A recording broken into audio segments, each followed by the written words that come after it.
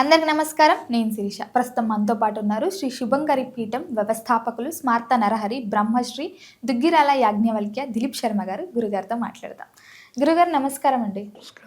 గురుగారు, చూస్తుండగానే 2025 సంవత్సరం అయిపోయింది. 2026 ఆంగ్ల నూతన సంవత్సరానికి వచ్చాం. ప్రతి ఒక్కరికి ఉంటుంది, మా రాశి వారికి ఎలా ఉంటుంది, ఎలాంటి జాగ్రత్తలు తీసుకోవాలి, ఈ 2026లో ఏదైనా మంచి జరుగుతుందా, ఆర్థిక పరంగా ఆరోగ్య పరంగా ఎలా ఉండబోతుందని ప్రతి ఒక్కరికి ఉంటుంది. సో ముఖ్యంగా చూసుకుంటే మరి మిథున రాశి వారికి ఎలా ఉంటుందంటారు? ఈ ఇయర్లో ఎలాంటి జాగ్రత్తలు తీసుకోవచ్చు అంటారండి? ఓం శుభంకర్యే నమః. మిథున రాశి వారికి 2026-27 సంవత్సరంలో ఆదాయం 8, వ్యయం 11, రాజ్యపూజ్యం 1, అవమానం 7. ఇక్కడ ఈ యొక్క సంవత్సరంలో మిథున రాశి జాతకులు బాగా గుర్తుపెట్టుకోండి, చాలా ఇబ్బందిపరమైనటువంటి వాతావరణాన్ని మీరు చూడబోతున్నారు. ఇందులో ఎటువంటి అతిశయోక్తి లేదు. ఎట్లా మీరు గ్రహస్థితుల యొక్క ప్రభావం చేత కానీ, మీ పూర్వజన్మ సుకృతము చేత కానీ, మీ తల్లిదండ్రులు చేసుకున్నటువంటి పుణ్య ఫలము చేత కానీ ఏదైనా కష్టం నుంచి మీరు బయటపడగాలి తప్ప మీ యొక్క సొంత తెలివితేటలతో మీరు బయటపడటం కష్టం. వ్యాపారస్తులైతే ముఖ్యంగా చాలా అంటే చాలా ఇబ్బందిపరంగా అయిపోతుంది. మొత్తం కొన్ని వ్యాపార సంస్థలు చిన్నగా పెట్టుకున్న వాళ్ళైతే మరీ ఇక తీసేసి ఇక వాళ్ళు అప్పులు కట్టలేక అవమాన పాలవ్వాల్సి వస్తుంది. ఆర్థిక పరముగా మిథున రాశి వారికి ఎక్కడా కూడా ఈ సంవత్సరము పెద్దగా లబ్ధి చేకూరట్ల. అవమానాలు అడుగున ఏదో ఒక రకమైనటువంటి అవమానం, పైన పటారం లోన లొటారం అంటారు చూసారా, అటువంటి స్థితిలో చాలామంది ఉంటారు. అలాగే గుర్తింపులు తొలగిపోవటం, ఇది కూడా కొంత బాధాకరమైనటువంటి విషయమే. ఏదో ఒక గుర్తింపనో లేకపోతే ఏదో ఒక అవార్డనో అది కూడా పోతే చాలా కష్టం. ఇక్కడ మనం అనుకుంటాము మాకే ఇలా ఉందేమోనండి అని. కొంతమంది చెప్పుకోగలుగుతారు, కొంతమంది చెప్పుకోలేరు. ఈ యొక్క మిథున రాశి వారికి ఇటువంటి అవమానాలు, బాధలు, దుఃఖములు ఎలా ఉంటుందంటే ఒక పాయిజన్ లాగా నిదానంగా అలవాటు అయిపోతుంది. వాళ్ళు అరే నువ్వేంట్రా నిన్ను అవమానంగా మాట్లాడారు అని పక్కన వాడు చెబితే తప్ప తెలుసుకునే స్థితికి వీళ్ళు రాలేరు. అంటే అంత డెప్త్గా వీళ్ళు అలవాటు అయిపోయి ఉంటారు. సో ఆ స్థితి కూడా వెళ్ళక్కలుగుతుంది. ఎందుకంటే ఇంత దారుణంగా ఉంది అంటే కనుక పూర్వజన్మ పాపాలని కడుక్కునేటువంటి సంవత్సరంగా మనం చెప్పచ్చు.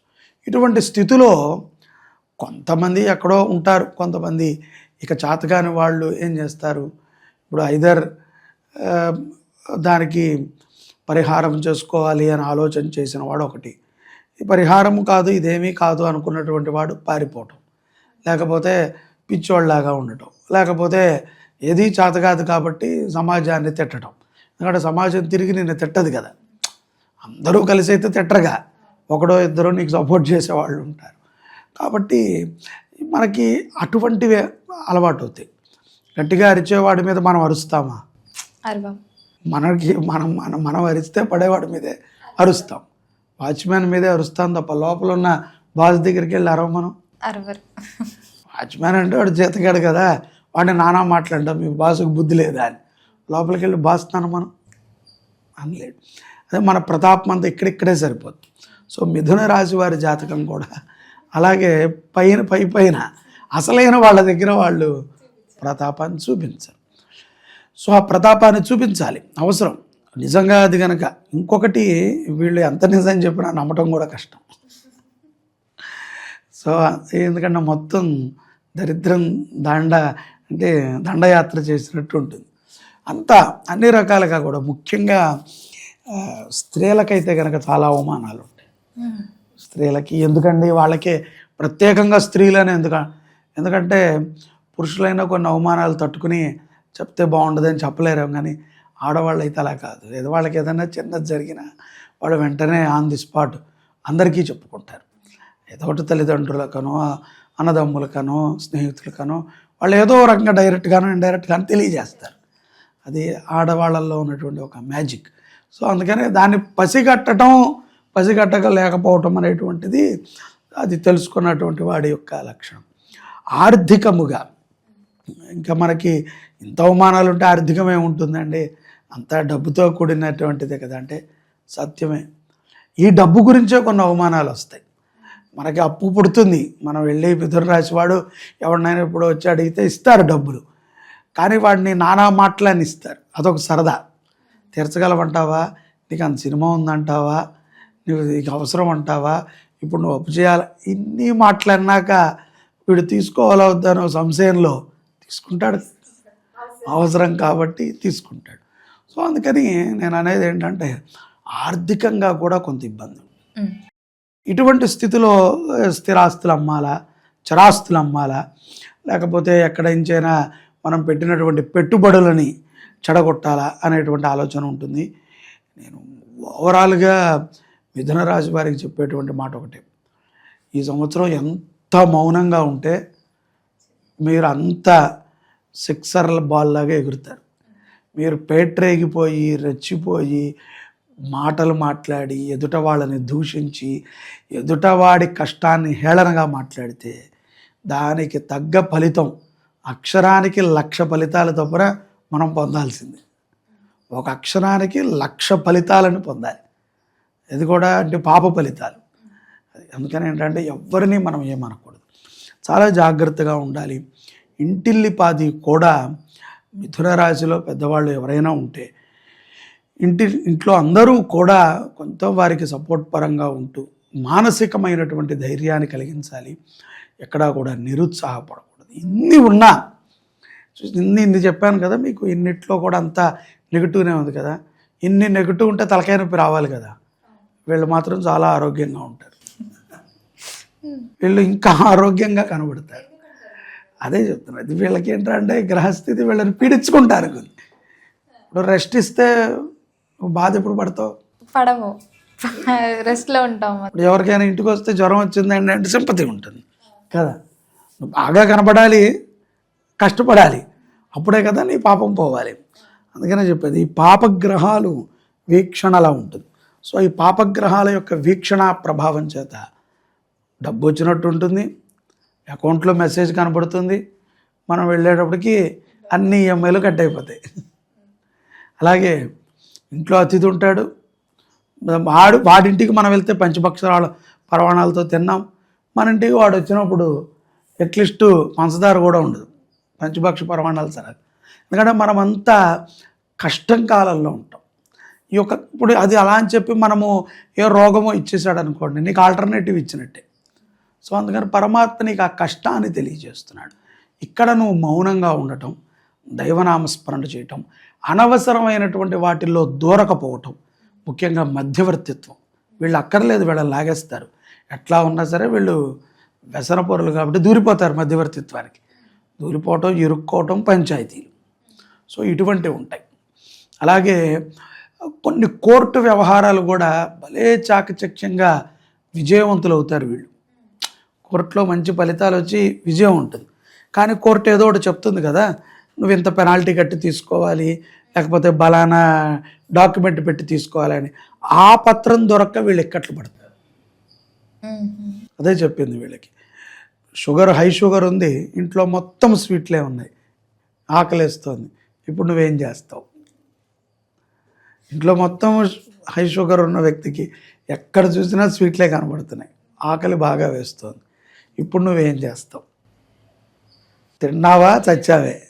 తినలేము, ఇప్పుడు నువ్వు ఎలా బతుకుతావు అంటే, కొంత నీ పూర్వజన్మ పాపాలని తొలగించుకుంటూ, గతములో చేసినటువంటి తప్పిదాలను స్మరణ చేసుకుంటూ, భగవన్నామ స్మరణతో నువ్వు జీవించగలగాలి.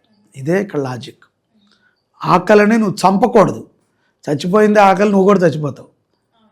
ఆకలిని చంపకూడదు, దాన్ని స్టాండ్ బై చేయాలి. స్టాండ్ బైలో పెట్టాలి ఆకలిని. అంటే ఆకలి ఎక్కువ వేసేటువంటి పనులనే చేయకూడదు.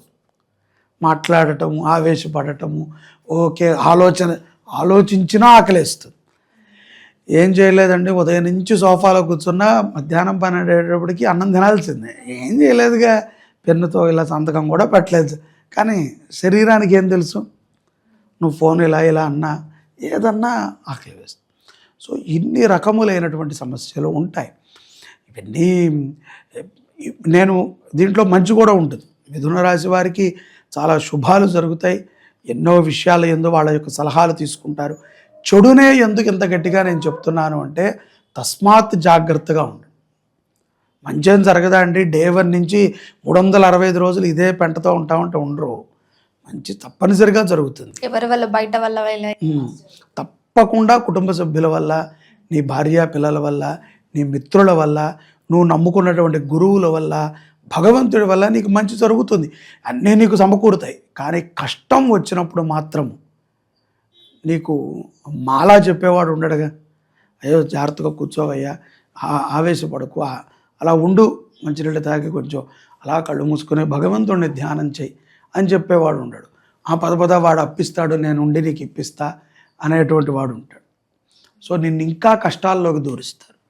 సో ఏ ఖర్చు అవసరం కాదనేది బాగా ఆలోచన చేసి నిర్ణయాలను తీసుకుంటాం, చాలా మంచిది.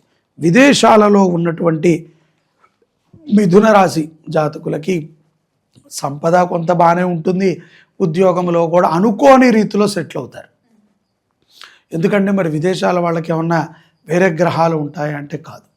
విదేశాల వాళ్ళకి వేరే గ్రహాలు ఉండవు. మిథున రాశి ఇంకొక రాశి అవ్వదు. కాకపోతే వాళ్ళు సముద్రానికి అవతల ఉన్నారు. కాలమాన పరిస్థితి ప్రకారం ఇప్పుడు మనం ఇక్కడ మధ్యాహ్నం 2, 3 అయితే వాళ్ళకి మధ్యరాత్రి అవుతుంది. మధ్యరాత్రి ఫలితాలని అక్కడ ఉన్నటువంటి సౌరమాన పంచాంగం ప్రకారంగా ఆ ఫలితాలని వాళ్ళకి అందిస్తాయి గ్రహస్థితులు. సూర్యుడి యొక్క ప్రమాణం చేత కొంత అటు ఇటుగా ఆలస్యముగా ఉంటాయి. బట్ వాళ్ళు ఉండేటువంటి స్థితిగతులు, వాళ్ళు ఉండేటువంటి ధార్మికమైనటువంటి లక్షణాలు, వాళ్ళు ఉండేటువంటి ప్రదేశం యొక్క ప్రభావము వాళ్ళ మీద చాలా చూపుతుంది. ఆధ్యాత్మిక పరమైనటువంటి చింతనతో కూడా బాగా ముందుకు వెళతారు. అలాగే ఈ మధ్యన ఈ సోషల్ మీడియా మాధ్యమాలలో చాలామందిని మనము ఇట్టే క్లిక్ అయ్యే హీరోలను చూస్తున్నాం కదా, రాత్రికి స్టార్స్ అయిపోతుంది. అటువంటి వాళ్ళు కూడా మిథున రాశిలో చాలామంది ఉంటారు. అంత క్లిక్ అయినప్పటికీ కూడా భగవద్భక్తి కలిగి ఉండాలి. సనాతన ధర్మాన్ని కాపాడే విధంగా మన యొక్క ప్రయత్నము కానీ ఆలోచనలు కానీ ఉండాలి.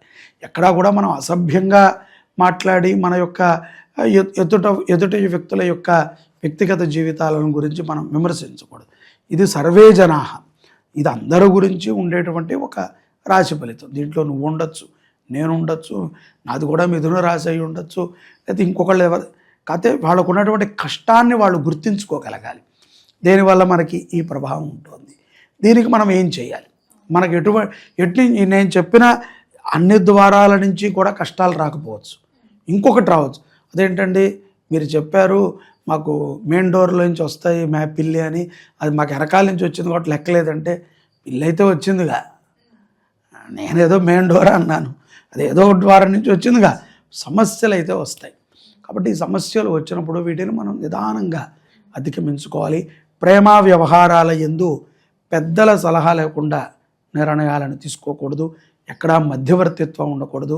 సెప్టెంబర్ నుంచి డిసెంబర్ మధ్యలో వాహన ప్రమాదాలు కూడా ఉంటాయి.